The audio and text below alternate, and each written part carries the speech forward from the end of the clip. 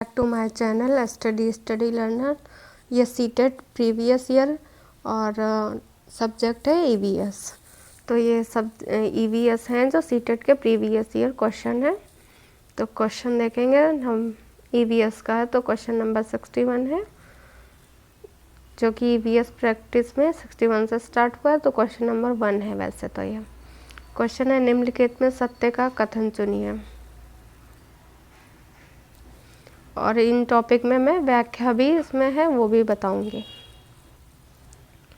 Option first है, हाथी गंदले पानी में खेलना पसंद करते हैं क्योंकि इससे उनके शरीर को ठंडक मिलती है। तो ये सही है। अधिकांश हाथी दिन में लगभग 10 घंटे आराम करना सोना पसंद करते हैं। तो गलत है ये। थर्ड है, 3 महीने के हाथी के बच्चे का वजन लगभग 200 किलोग्राम होता है। तो ये सही है। अधिकांश बड़े हाथी एक दिन में लगभग 100 किलो पत्ते झाड़ियाँ खाते हैं। तो ये भी सही है। तो इसका है जो ऑप्शन फर्स्ट, थर्ड और फोर्थ ये सही है, मतलब सी वाला ऑप्शन इसका सही है। तो इस 3 महीने के हाथी के बच्चे का वजन है जो 2 कुंटल होता है। 200 किलो है तो ये कुंटल भी लिख के आता है कहीं कहीं पे। 100 किलो मतलब 1 कुंटल झाड़ियाँ खाते हैं और ये गंदे पानी में खेलना पसंद करते हैं। तो सी ऑप्शन इसका करेक्ट हो जाता है। और इसकी व्याख्या है सी, ये 1, थर्ड और फोर्थ सत्य है। क्वेश्चन नंबर 62 है,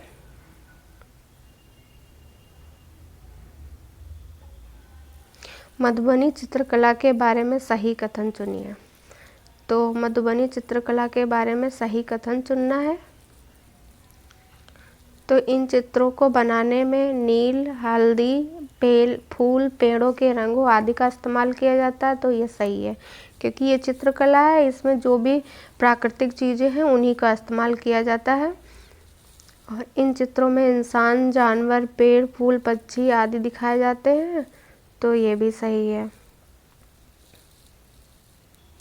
सी ऑप्शन है, यह लोक चित्रकला बहुत पुरानी और इसका नाम मधुबनी नामक स्थान पर पड़ा। तो ये भी सही है। डी ऑप्शन है, मधुबनी राजस्थान का अति प्रसिद्ध जिला है। तो गलत है। अब इसकी व्याख्या देखेंगे। मधुबनी चित्रकला के बारे में कथन ए, बी, सी सही है। मधुबनी चित्रकला मध्यांचल क्षेत्र, बिहार के दरभंगा, मधुबनी और नेपाल के कुछ क्षेत्रों की प्रमुख चित्रकला है। तो ये मधुबनी चित्रकला है जो कि राजस्थान में नहीं, बिहार के एक दरभंगा जिला है, वहाँ पे मधुबनी है, उधर होता है। मधुबनी चित्रकला बहुत पुरानी चित्रकला है। इस चित्र में इंसान, जानवर, पेड़, फूल, पक्षी आदि के चित्र बनाने के लिए प्रसिद्ध है और प्राकृतिक रंगों का इसमें प्रयोग किया जाता है। तो इसका डी ऑप्शन है करेक्ट हो जाता है। नेक्स्ट क्वेश्चन है, कोई भी पक्षी पेड़ की ऊंची डाल पर अपना घोंसला बनाता है। तो यह पक्षी हो सकता है। तो इसमें कुछ पक्षी दिए गए हुए हैं, शक्कर खोवा, कलचिड़ी, पाख्ता, कौवा। तो सबसे ऊंची डाल पर अपना घोंसला जो बनाता है वो होता है कौवा। कौवा सबसे ऊंची डाल पर अपना घोंसला बनाता है, याद रखेंगे। तो सी ऑप्शन इसका करेक्ट हो जाता है। नेक्स्ट क्वेश्चन है, पोचमपल्ली एक गांव है। यह गांव एक विशेष प्रकार के कपड़े की बुनाई के लिए प्रसिद्ध है। तो पोचमपल्ली एक गांव है। यह गांव एक विशेष प्रकार के कपड़े की बुनाई होती है पोचमपल्ली में। यह और इसे भी पोचमपल्ली कहते हैं। जो कपड़े की बुनाई होती है उसे पोचमपल्ली कहते हैं, गांव के नाम पे पड़ा है। यह गांव निम्नलिखित में से कहाँ है, किसका भाग है। तो यह पोचमपल्ली है जो, तो पोचमपल्ली है आंध्र प्रदेश का भाग है। तो सी ऑप्शन इसका करेक्ट हो जाता है। पोचमपल्ली एक गांव है और यहाँ पे कपड़े की बुनाई के लिए प्रसिद्ध है पोचमपल्ली। तो उसी के नाम पे इन जो कपड़े की बुनाई होती है उसी का नाम पड़ गया। तो ये आंध्र प्रदेश में है। तो सी ऑप्शन इसका करेक्ट हो जाता है। अब इसकी व्याख्या देखेंगे। पोचमपल्ली आंध्र प्रदेश का गांव था। यहाँ साड़ियों की बुनाई की जाती थी। तो पोचमपल्ली में जो कपड़े की बुनाई होती थी वो साड़ियों की थी। पोचमपल्ली पहले आंध्र प्रदेश में था, लेकिन अब यह तेलंगाना का भाग है। 2014 से ये तेलंगाना का भाग है, क्योंकि 2014 में आंध्र प्रदेश से ही अलग तेलंगाना बना है, याद रखेंगे। नेक्स्ट क्वेश्चन है, रेगिस्तानी योग के बारे में सही कथन चुनिए। तो रेगिस्तानी योग के बारे में सही कथन चुनना है, तो यह ऑस्ट्रेलिया में पाया जाता है, तो सही है। रेगिस्तानी योग है जो ऑस्ट्रेलिया में पाया जाता है। यह विशेष प्रकार का पेड़ है जिसकी जड़ें टहनियों से लटकती हैं, तो ये गलत है।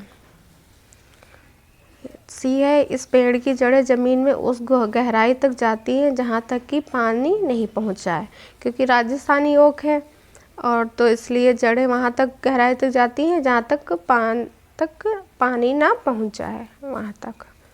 तो सी ऑप्शन इसका करेक्ट हो जाता है। डी ऑप्शन अब देखेंगे इसका।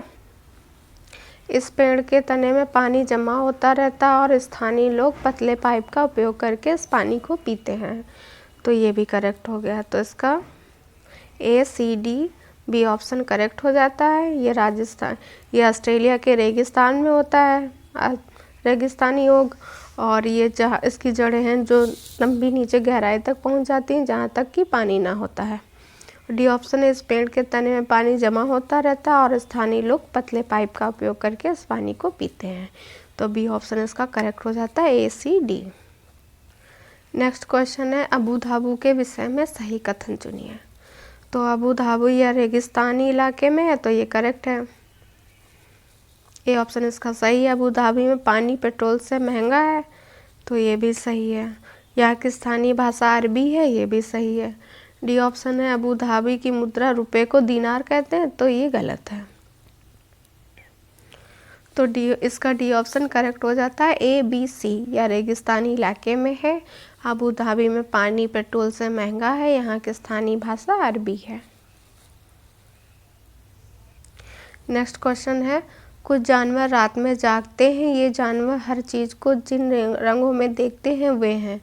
तो जो जानवर रात में जागते हैं तो वो रात में उनको हर चीज़ काली और सफ़ेद नज़र आती है। सी ऑप्शन इसका करेक्ट हो जाता है, काला और सफ़ेद। नेक्स्ट क्वेश्चन है, नीचे चित्र फर्स्ट से 24 घंटे की घड़ियाँ दिखाई गई हैं तथा चित्र 1 व चित्र 3 में से 2 जानवरों एक्स और वाई के सोने के समय छायांकित भाग से दिखाए गए हुए हैं तथा एक्स तथा वाई के सोने के समय के बारे में सही कथन चुनिए। तो ये जो छायांकित भाग है ये वाला, तो ये है जो एक्स और वाई के सोने के समय का छायांकित भाग है और 24 घंटे की घड़ी दिखाई गई हुई है। तो इसका हो जाएगा एक्स और वाई के समय के बारे में, एक्स 20 घंटे सोता है और जबकि वाई 18 घंटे सोता है, तो ये गलत हो गया।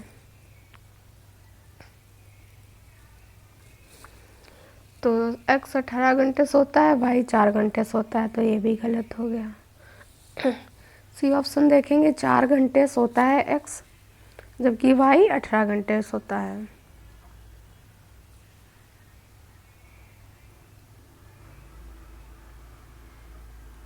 तो ये जो एक पार्ट बराबर 2 के बराबर है, तो 2 हो गए, मतलब एक्स है 2 घंटे सोता है, तो 2 दूनी 4, तो 4 घंटे ये सोता है। और ये वाई जानवर है, तो इसके जो 9 खाने हैं उतने सोता है, तो 9 का 2 गुना हो गया, तो 18 घंटे। तो सी ऑप्शन इसका सही हो जाता है, 4 घंटे सोता है एक्स, वाई 18 घंटे सोता है।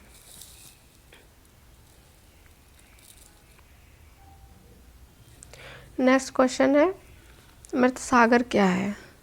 तो मृत सागर क्या है इसके बारे में देखना है। मृत सागर ऐसा सागर जिसका पानी जहरीला होता है, तो ये गलत है। बी ऑप्शन है, ऐसा सागर जो कभी महासागरों व सागरों से ज़्यादा नमकीन है, तो ये ऑप्शन इसका सही हो जाता है। महासागरों व सागरों से इसका पानी सबसे ज़्यादा नमकीन होता है, इसीलिए इसे मृत सागर कहते हैं। बी ऑप्शन इसका करेक्ट है। अब इसकी समरी देखेंगे। मृत सागर समूह तल से 400 मीटर नीचे है। कितने मीटर नीचे है? 400 मीटर नीचे है। इसे दुनिया का सबसे निचला बिंदु भी कह सकते हैं।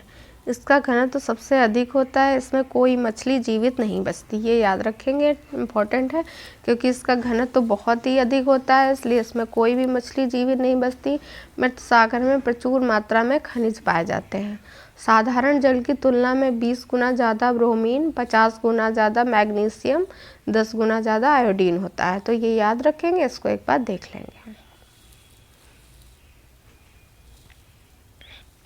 नेक्स्ट क्वेश्चन है, कक्षा 3 के विद्यार्थियों को भोजन का पाठ पढ़ाते समय अंजलि भोजन संबंधी आदतों में सांस्कृतिक क्षेत्रीय विविधता पर विशेष ध्यान देना चाहती है।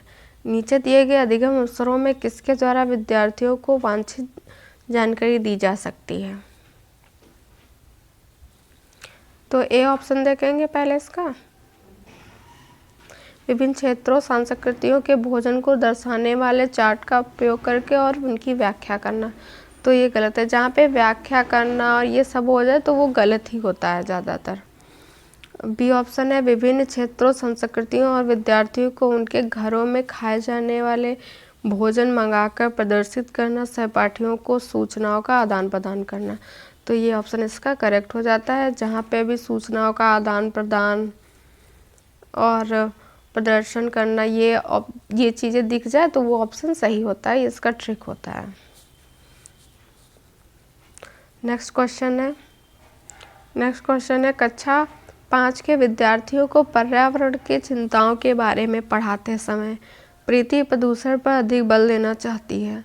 वांछित उद्देश्य को प्राप्त करने के लिए नीचे दिए गए क्रियाकलापों में से कौन सर्वाधिक प्रभावी हो सकता है? तो ऑप्शन 1 देखेंगे, विद्यार्थी से विभिन्न प्रकार के प्रदूषणों के चार्ट बनवाकर।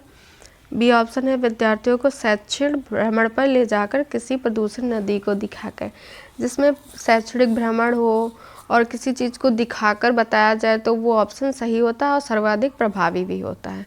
तो ऑप्शन बी इसका करेक्ट हो जाता है कि शैक्षणिक भ्रमण पर ले जाकर किसी प्रदूषित नदी को दिखाकर। नेक्स्ट क्वेश्चन है, नेहा कक्षा 5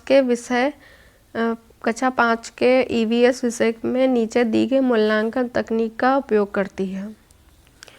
तो ये करती है हस्त सिद्ध क्रियाकलापों का मूल्यांकन, गृह कार्य का मूल्यांकन, ये गलत हो गया। जहाँ पे गृह कार्य हो वो गलत हो जाता है।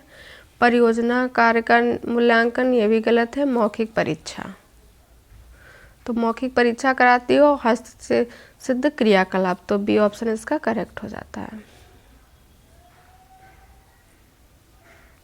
क्वेश्चन नंबर 73 है, EVS में किसी अच्छे गृह कार्य को मुख्यतः किस पर केंद्रित होना चाहिए? तो EVS में अच्छे गृह कार्य को मुख्यतः केंद्रित किस पर होना चाहिए? तो वो है, तो EVS है जो उसके लिए सर्वाधिक अच्छा होता है विस्तारित अधिगम के लिए चुनौती और उत्तेजना। तो सी ऑप्शन इसका करेक्ट हो जाता है। ये इसकी व्याख्या दी गई है। EVS में किसी अच्छे गृह कार्य को मुख्यतः विस्तार रूप में कठिनाइयों वाला होना चाहिए, विस्तार वाला हो और कठिनाई वाला, जिससे शिक्षार्थी जब वह गृह कार्य करे तो उससे अधिक से अधिक जानकारी उस विषय में अर्जित करनी पड़े जिस विषय पर वह कार्य कर रहा है। अतः EVS में किसी अच्छे गृह कार्य को मुख्यतः विस्तारित अधिगम के लिए चुनौती और उत्तेजना पर केंद्रित होना चाहिए। नेक्स्ट क्वेश्चन है, शालिनी ने कक्षा 4 के विद्यार्थियों को विज्ञान केंद्र दिखाने के लिए शैक्षणिक भ्रमण की योजना बनाई। नीचे दिया गया है कौन सा सामान्य निर्देश इस भ्रमण के लिए अप्रासंगिक है, जो इसके लिए सही नहीं है। ये ऑप्शन है, प्रदर्शन के समय अपनी शंकाओं के विषय में प्रश्न पूछना, तो ये सही है। अपना दिन भर का पूरा बस्ता लेकर आना। सी ऑप्शन है, बिना मुझे सूचित किए कहीं नहीं जाना। अपने साथ पेन और नोटपैड लेके आना। तो बी ऑप्शन इसका गलत हो जाता है, अपना दिन भर का पूरा बस्ता लेके आना।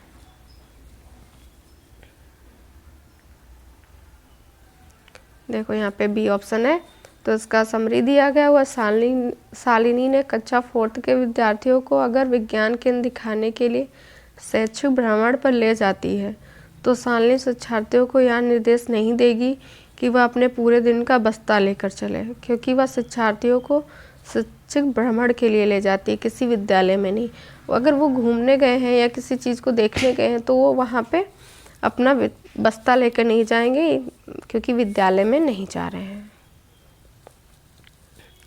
नेक्स्ट क्वेश्चन है, प्राथमिक स्तर की अच्छी ईवीएस पाठ्यक्रम में होना चाहिए।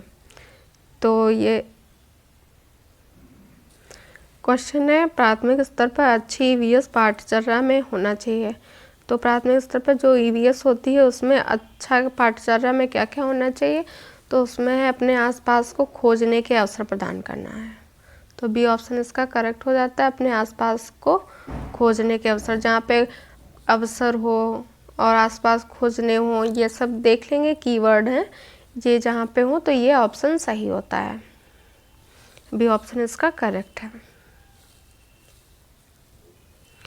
इसका समरी है, प्राथमिक स्तर की अच्छी ईवीएस पाठचर्या में आसपास की जानकारी, घटनाओं से संबंधित जानकारी के जानने का अवसर प्रदान होना चाहिए।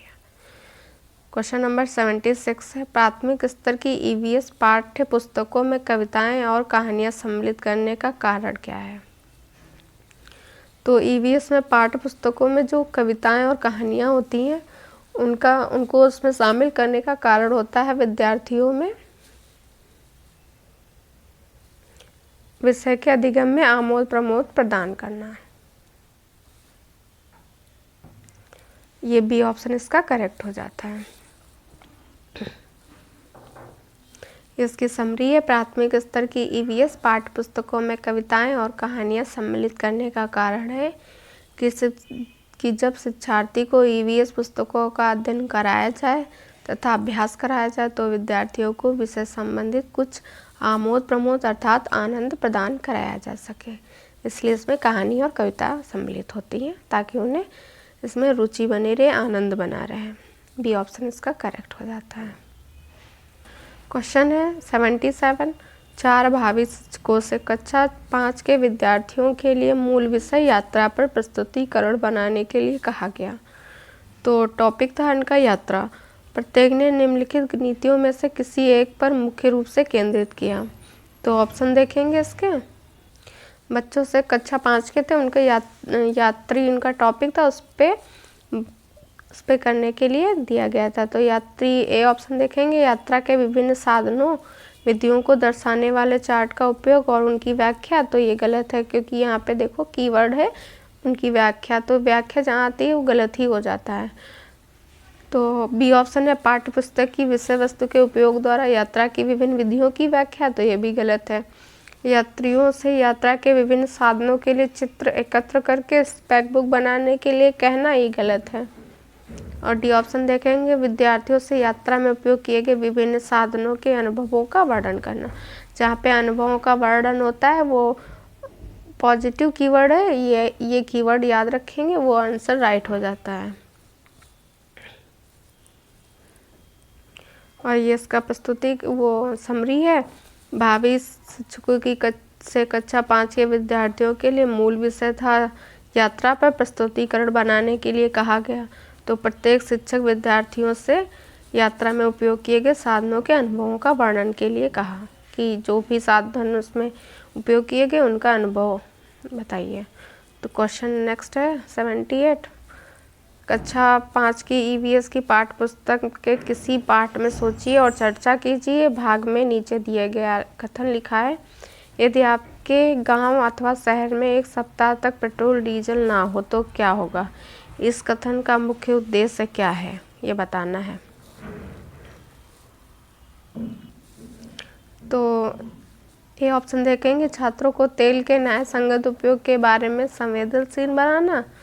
तो ये संवेदनशील आ गया छात्रों को, तो ये गलत हो गया। छात्रों को पेट्रोल और डीजल के स्रोतों के बारे में मूल्यांकन, ये गलत हो गया। सी ऑप्शन इसका करेक्ट हो, वास्तविक जीवन चिंताओं को समझने हेतु कल्पना और सोचने विचारों की कुशलता को बढ़ावा देना। जहाँ पे वास्तविक जीवन हो, चिंताओं को समझने हेतु सोचने विचारने, ये कीवर्ड है, अगर ये हो तो वो ऑप्शन करेक्ट हो जाता है। सी ऑप्शन इसका करेक्ट है। क्वेश्चन नंबर 79 है, ईवीएस की पढ़ाई में कक्षा में प्रश्नोत्तर तकनीक का सबसे अच्छा उपयोग किसके लिए किया जाता है? तो ईवीएस में जो कक्षा में प्रश्नोत्तरी होती है उस तकनीक का सबसे अच्छा उपयोग शिक्षार्थियों में सीखने की जिज्ञासा उत्पन्न करने के लिए किया जाता है। तो इसका बी ऑप्शन है जो करेक्ट हो जाता है, सीखने की जिज्ञासा उत्पन्न करने के लिए कक्षा में प्रश्नोत्तर तकनीक का उपयोग किया जाता है। नेक्स्ट क्वेश्चन है, प्राथमिक स्तर पर ईवीएस की पढ़ाई का एक प्रमुख उद्देश्य क्या है? तो प्राथमिक स्तर पर ईवीएस की पढ़ाई का प्रमुख उद्देश्य है, सी ऑप्शन इसका देखेंगे, कक्षा की पढ़ाई को शिक्षार्थियों के विद्यालय से बाहर के जीवन से संबंधित करने में सहायता करता है। तो विद्यालय से जो बाहर का जो जीवन होता है उससे संबंधित करने में सहायता प्रदान करती है ईवीएस की पढ़ाई। तो सी ऑप्शन इसका करेक्ट हो जाता है। नेक्स्ट क्वेश्चन है, प्राथमिक स्तर वृक्षों के संरक्षण की संकल्पना के बारे में विद्यार्थियों को संवेदनशील बनाने के लिए नीचे दिया गया कौन सा कार्यकलाप उपयुक्त नहीं है? तो उसमें पहला ऑप्शन देखेंगे, वृक्षों पर नारा लेखन स्लोगन राइटिंग प्रतियोगिता आयोजित करना। तो ये सही है। प्रत्येक छात्र को एक वृक्ष को अपनाकर उसकी देखरेख के लिए प्रोत्साहित करना, ये भी करेक्ट है। बच्चों को लकड़ी के लट्ठों का भंडार दिखाना, तो ये गलत है। बच्चों को लकड़ी के भंडार दिखाकर उन्हें संवेदनशील तो नहीं बनाया जा सकता। वृक्षों पर पोस्टर बनाने की प्रतियोगिता आयोजित करना, ये भी सही है। तो सी ऑप्शन इसका करेक्ट हो जाता है, बच्चों को लकड़ी के लट्ठों का भंडारण दिखाकर उन्हें संवेदनशील नहीं बनाया जा सकता। नेक्स्ट क्वेश्चन है, ईवीएस की कक्षा में जल का पाठ पढ़ाते समय अंजलि ने अपनी कक्षा में जल के विभिन्न स्रोतों और जल को संरक्षित करने के लिए व्यक्तिगत क्रियाओं पर रोल प्ले आयोजित किया। इस क्रियाकलाप का मुख्य उद्देश्य क्या है? तो ए ऑप्शन देखेंगे, विद्यार्थियों की सामाजिक कुशलताओं में सुधार करना। तो ये तो नहीं है। अधिगम की प्रक्रिया में एकसरता को तोड़ना, गलत है। सी ऑप्शन देखेंगे, अधिगम की प्रक्रिया में विद्यार्थियों को सक्रिय भाग लेना। तो ये ऑप्शन है इसका करेक्ट हो जाता है और कीवर्ड इसमें है विद्यार्थियों का सक्रिय भाग लेना। जहाँ पे विद्यार्थियों का सक्रिय ये सब चीज़ें हो, अधिगम की प्रक्रिया हो, तो वो ऑप्शन करेक्ट हो जाता है, विद्यार्थियों की सक्रियता। ये याद रखेंगे, ये चीज़ें जो जहाँ पे हों वो सही हो जाती हैं। नेक्स्ट क्वेश्चन देखेंगे, प्राथमिक स्तर पर ईवीएस की पाठ्यचर्या को शुद्ध विज्ञान और सामाजिक विज्ञान की संकल्पनाओं को सम्मिलित करके विकसित किया गया है। ऐसा करने का मुख्य उद्देश्य क्या है? तो ये ऑप्शन देखेंगे इसका, विद्यार्थियों को पर्यावरण को सांकल्यवादी ढंग से देखने योग्य बनाना। तो ये सही है। ये ऑप्शन इसका करेक्ट हो जाता है।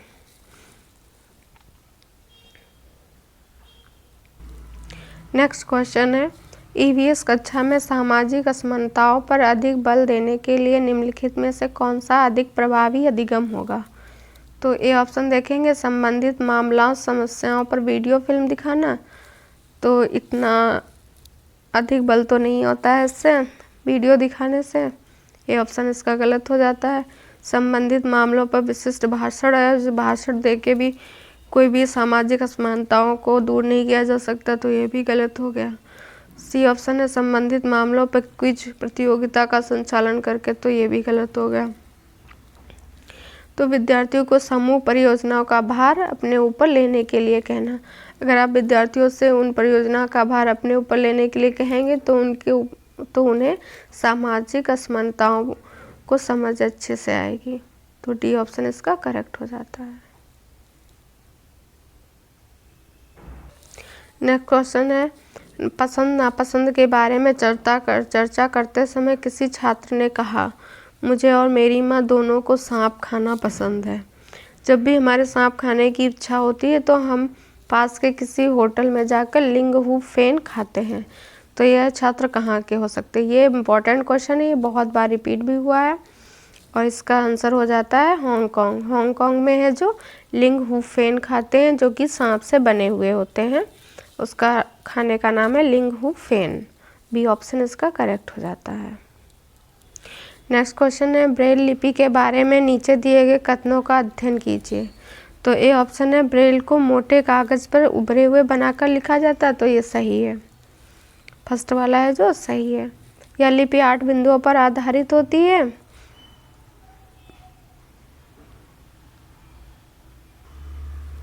तो ये भी सही है। बिंदुओं की पंक्तियाँ किसी नुकीले औजार से बनाई जाती हैं, तो ये गलत है। इससे उभरे बिंदुओं पर हाथ फेर कर पढ़ा जाता है, तो ये सही है। तो उसका बी ऑप्शन इसका फर्स्ट, सेकंड, फोर्थ है जो सही हो जाता है। नेक्स्ट क्वेश्चन है निम्नलिखित में से सही कथन चुनिए।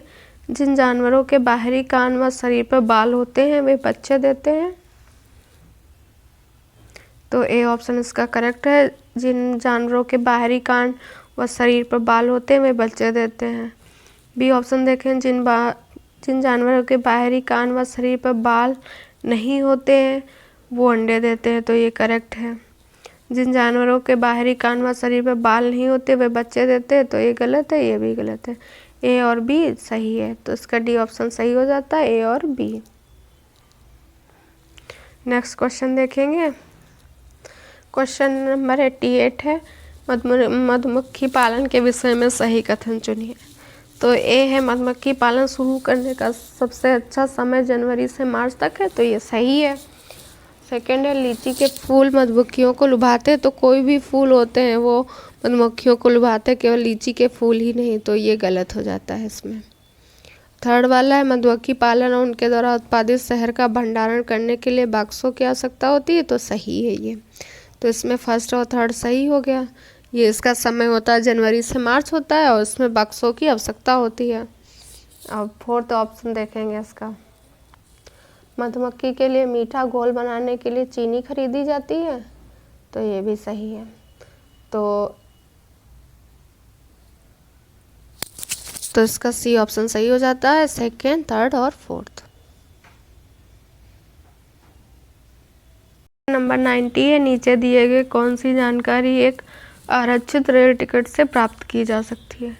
तो रेल टिकट पे क्या क्या लिखा होता है वो सब और इसके बारे में बताना है। तो टिकट बुक कराने का तारीख, समय, यात्रा शुरू करने की तारीख और समय, तो ये लिखा होता है। डिब्बे का नंबर, बर्थ नंबर और किराया, तो ये भी लिखा होता है। तो ए बी दोनों सही हो गए। यात्रा करने वाले का नाम, आयु, लिंग, ये भी लिखा होता है। ट्रेन का नंबर, नाम, वह स्टेशन जहाँ से ट्रेन पकड़नी और अंतिम स्टेशन, ये भी होता है। और ई ऑप्शन है इसका अंतिम स्टेशन पर पहुँचने की तारीख और समय, ये नहीं होता है। बाकी ए बी सी डी ये जो टिकट होते हैं उन पे ये सब लिखा होता है।